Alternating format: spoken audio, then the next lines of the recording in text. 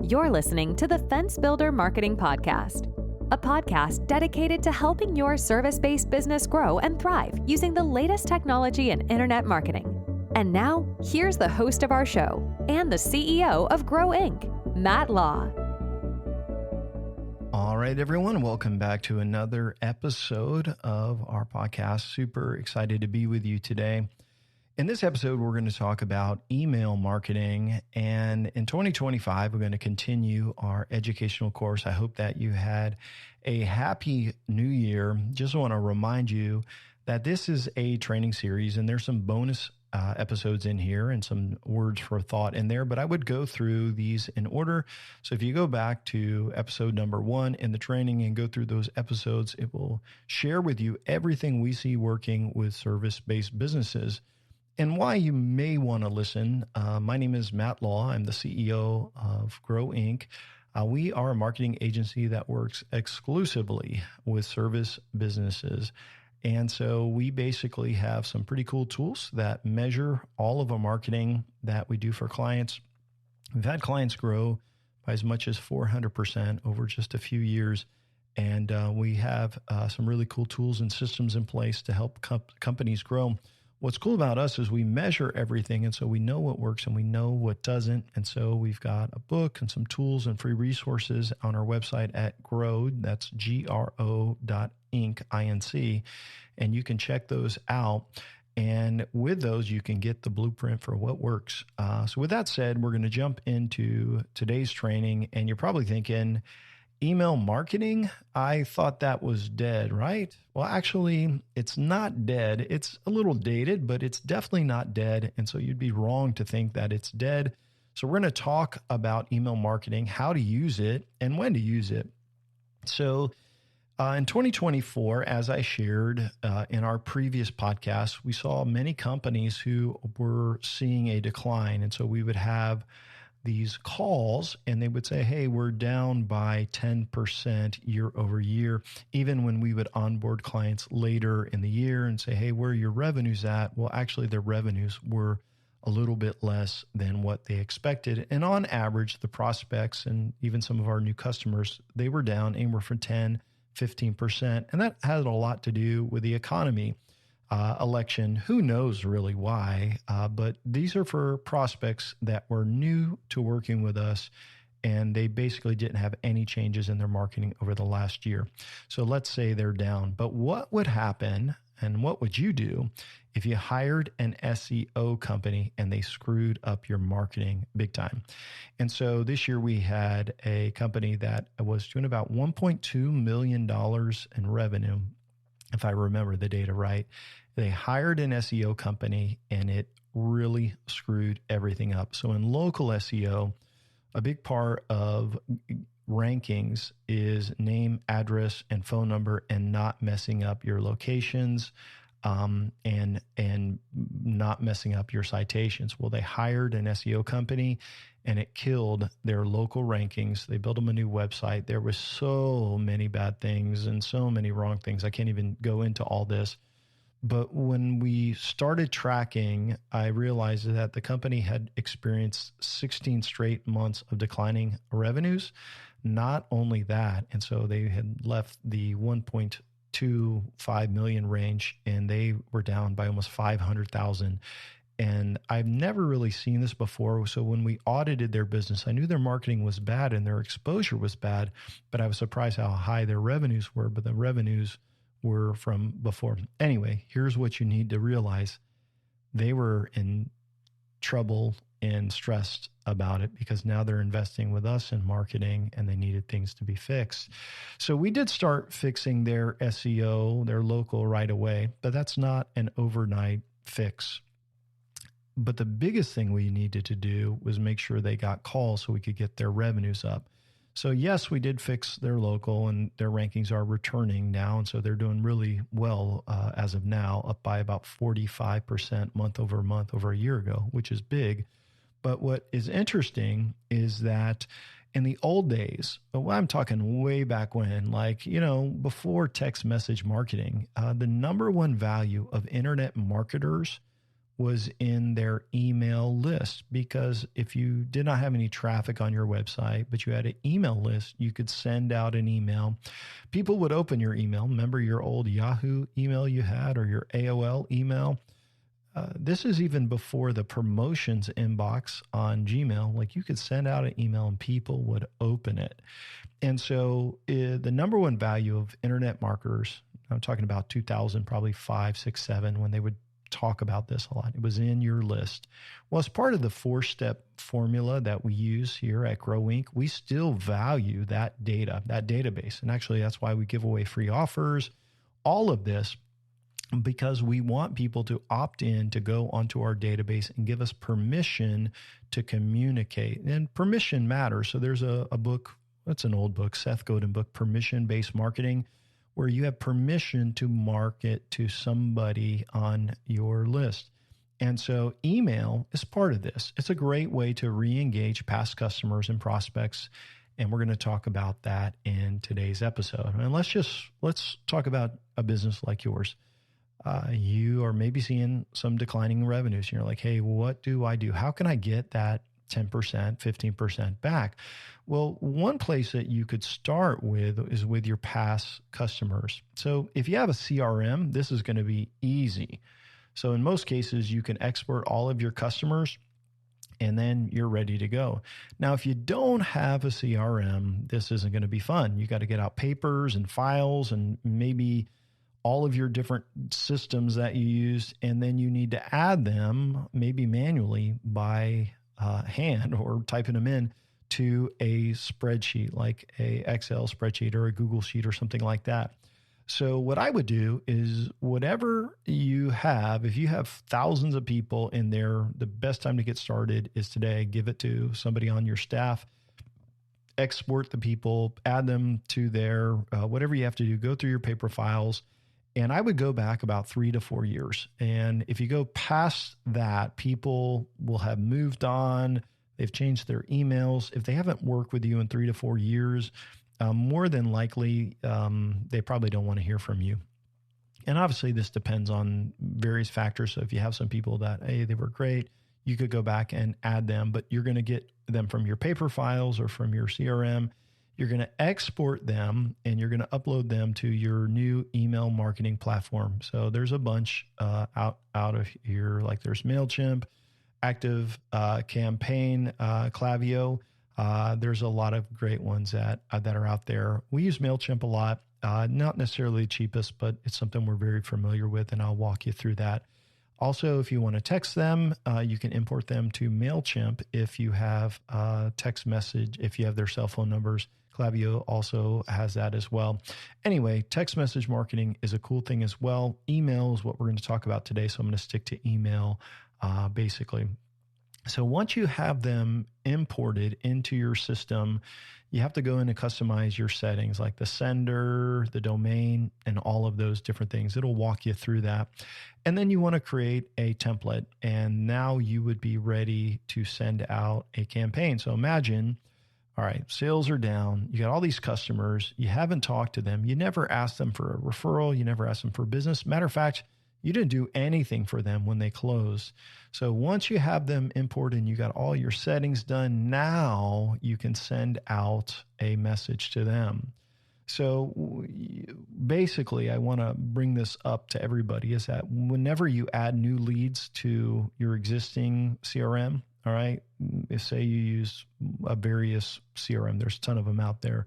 You can actually automate it so that when you add them to your CRM, that it will actually add them over to your email campaign through like Zapier or through some automation. So this way, when you add every single new lead there into your CRM, they're automatically going to be on your email campaign.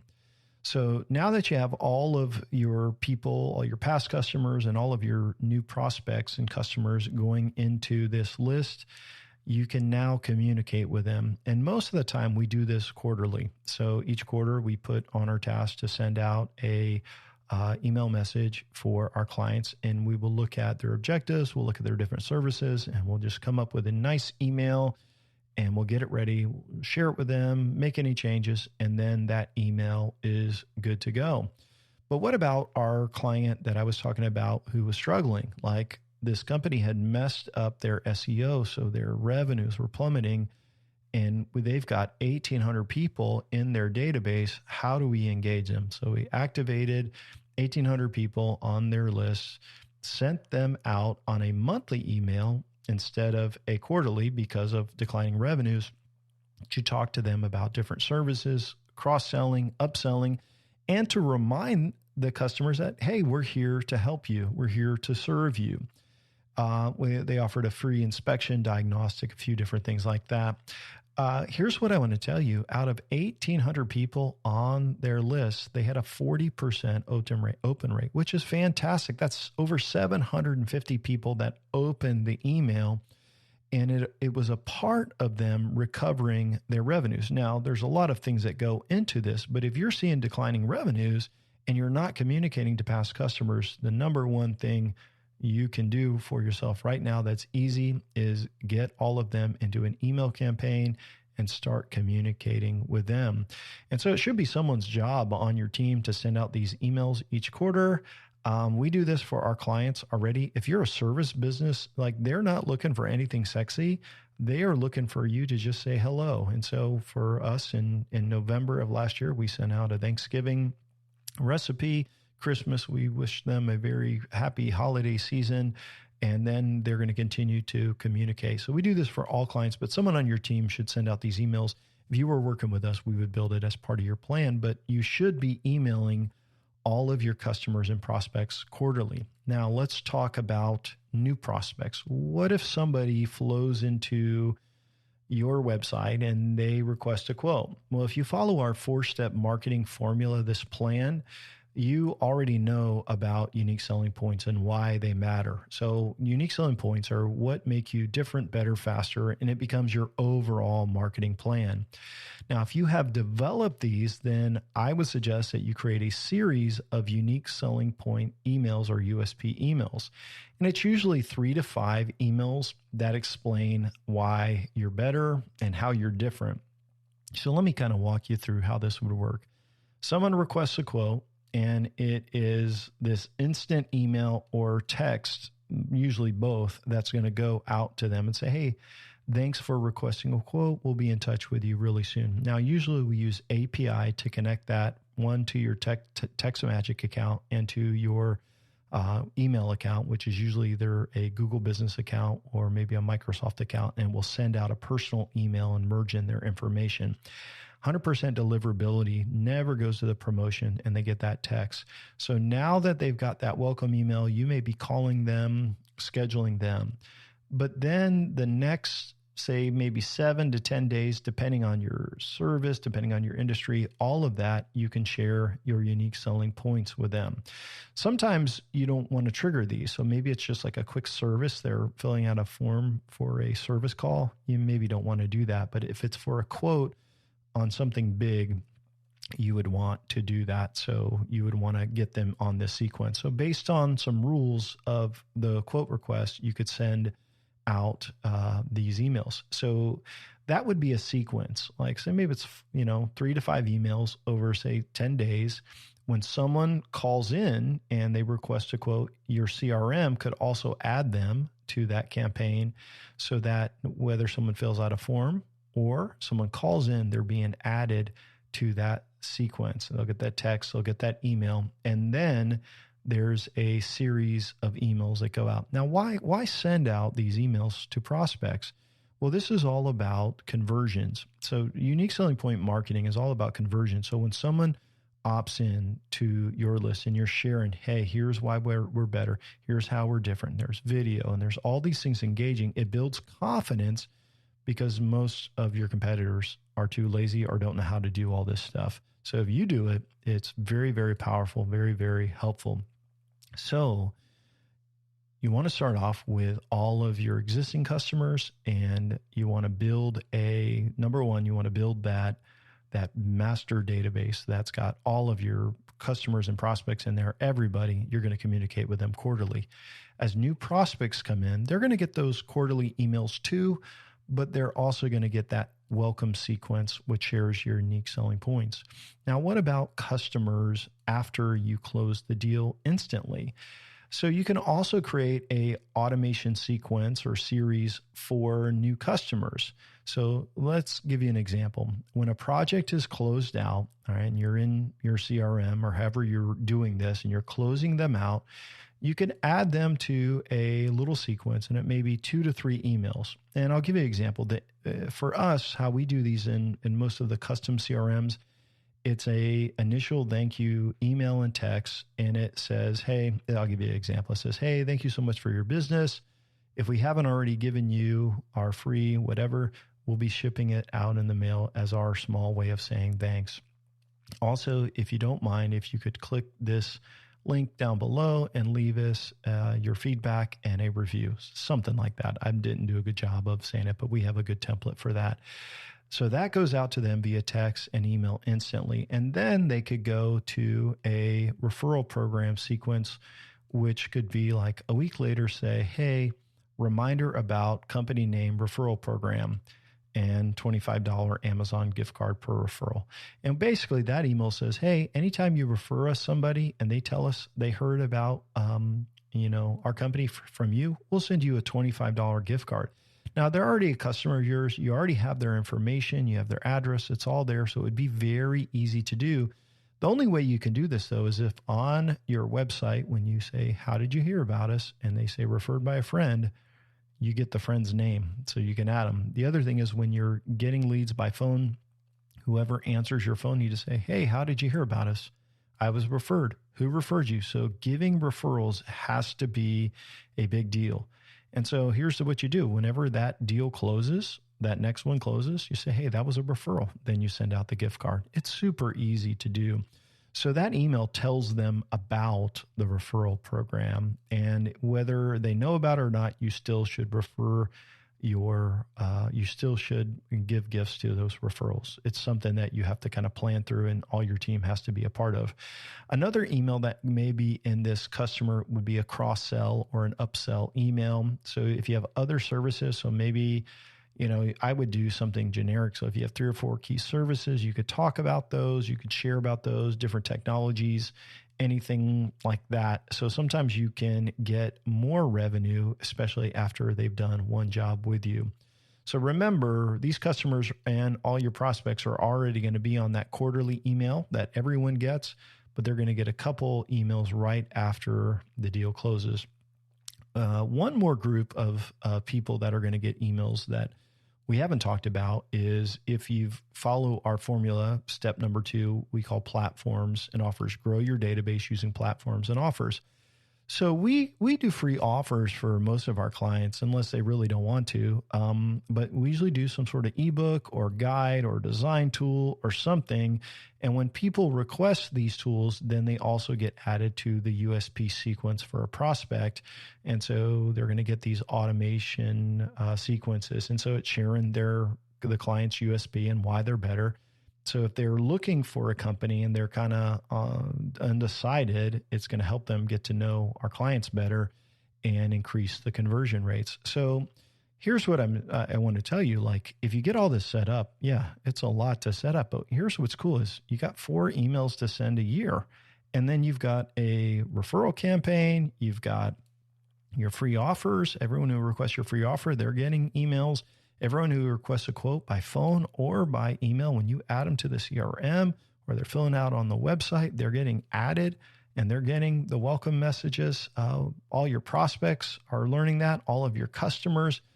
It's very, very powerful once you get it set up, but it does take some work to get set up. But once that's done, you're talking about sending 4 emails a year, and you're going to stay in touch with every single prospect, every single customer. It's pretty powerful. And why this matters, and I want to kind of close out today's training by helping you understand there's an A to Z buying spectrum. All right. A is where people are very far away from buying. So sometimes people are going to go to your website and they get an ebook because they're curious about something. and they opt in and they are at A. They're not ready to buy yet. Now, a Y scale buyer is almost a Z. Z is where people become customers and stay customers. So there's a spectrum. And whenever I meet with, service businesses, I'm like, hey, we all are on the A to Z spectrum, right? We're all somewhere on there. And we go to the store and we see, a pack of gum and we're like, hey, I'm going to buy that. We go from A to Z very, very fast. But in service businesses, unless it's an emergency, a lot of times they don't. They want a quote. They want to know how much it costs or what's it going to be. And so if they opt in for your free book or you're giving them an estimate or anything, they're somewhere on that A to Z. And if you're at the house and you're meeting with them and you're giving them a folder, why you're better, USPs, part of our full plan that we suggest, and then they're getting these nurturing emails that are telling them why they're better. It's moving them to the Z scale until they say, hey, maybe you are more. I don't care. I want to work with you because I know you, I like you, and I trust you. People do business if they know you, like you, and trust you. So what's really great about what I'm sharing is that if you remember the A to Z spectrum and know that your emails are going to nurture them to Z, what's cool about this is prospects are more likely to buy and your customers are more likely to remain on Z and be loyal to your company. So in summary, I will say you do need an email marketing platform. There's a bunch out there. We like MailChimp, but there's a ton. Pick one that you like based on the price you like. You need to get your prospects and your customers into them. You can export your customers out of your CRM, put them on a spreadsheet and upload them if you got to get them from paper. Automate, if you have a CRM, how your prospects go into there. Send out quarterly emails to everyone on the list, and then you can make some sequences to add people to it that are new. Remember the A to Z spectrum. So here's a couple common questions I get about email marketing, and this is what maybe some of the pushback you may say. Number one, do people really want to hear from me, right? Like you look at your company, like you probably don't want to get an email from you either, right? No, they don't want to hear from you. And the good news is they can opt out with one click. I mean, it's super easy. Unsubscribe. We all know how to unsubscribe. Now, if they respond something snarky and like, why are you emailing me? Then just go to the bottom of the email, click unsubscribe and delete the email. Don't even respond. Just unsubscribe them and let it go. But if they don't unsubscribe, then they are a customer. You got permission to market to them. And there's so many pros and they far outweigh the cons for communicating to customers, referrals. I mean, just everything. You're going to stay in front of them. So you can send valuable information to them. And so even a Merry Christmas, Happy Holidays is great. Thanksgiving recipe. You can send a coupon, discount, cross-sell, upsell, remind them of your referral campaign. There's so much that you can do. So I would just say, do people want to hear from you? Not really, but they're not going to be mad. If they are, you just unsubscribe them. Most people aren't fanatics about that kind of stuff. And if you're sending through an email campaign, it's going to go to their promotions inbox anyway. And then they're going to be okay. They may not open it right away, but a 40% open rate is pretty fantastic, actually. Settings. What settings do I need to be aware of? This is another common question. So if you don't set up your email account the right way, you're going to struggle. You're going to actually have a lot of your emails go to spam. So usually when you set up a email marketing account, it's going to have you go through certain settings. You're going to have to go to your DNS records, which is normally where your domain was purchased. So if it's at GoDaddy, it's wherever your DNS is hosted. And normally it's going to be where your domain is at. And you're going to have to configure a couple things like a DKIM record. You may have to add a CNAME record for verification, a couple other things. But follow the settings in there and make sure you get your domain set up the right way, and it will increase your open rate. You also want to send from an email where people respond to, or however you set that up. It needs to come from your company domain. Don't use a Gmail. It's unprofessional anyway. Another question, last one for the episode. Can I email people that aren't my customers are prospects, and I would just tell you, like, you don't want to do this. It's spam, and it will hurt your email deliverability overall. So if you email people that don't know you, and prospects, they're not your prospects or not your customers, you are going to get marked as spam. I do this all the time when people send me email and they're soliciting to me. I know that if I mark them as spam, then they are going to get blacklisted. And there's all these different entities that track spam emailers, domains that are spammers, and they get blacklisted. And once you get blacklisted, it's hard to get off of that blacklist, and then your emails will stop getting delivered, which isn't good because you may be sending out an estimate or a quote request. And if that gets blocked, it's a huge, huge deal. So only email people that are your customers and your prospects. Super important, super helpful information, I think. And it's something that we do, and it's something that we just really didn't put as part of our series. So I hope that as you start out 2025, this information was helpful and useful for you. Just a couple things to remind you of. If you want to learn more about Grow Inc., or maybe you're interested in having a chat with us, you can go to www.gro.inc, Grow Inc., and you can request our free resources. There's a ton of cool stuff on there. There's our training. There is our comprehensive marketing book. It's also available in Kindle and Google and Apple Play version. It's also an audio version there. We have some checklists. We got a marketing checklist. We also have our marketing tools. There's a bunch of cool things there to help you. And then if you end up wanting to have a chat, you could fill out an application and we could talk marketing with you. That said, I hope you found today's training helpful, and I wish you the very best in your marketing endeavors. Have a great day. Thanks for listening to the podcast today. We hope you found today's episode helpful and informative. For more information about Grow Inc. and to request our free marketing blueprint ebook and other resources, please visit www.grow.inc. That's GRO.inc. We'll catch you in the next episode.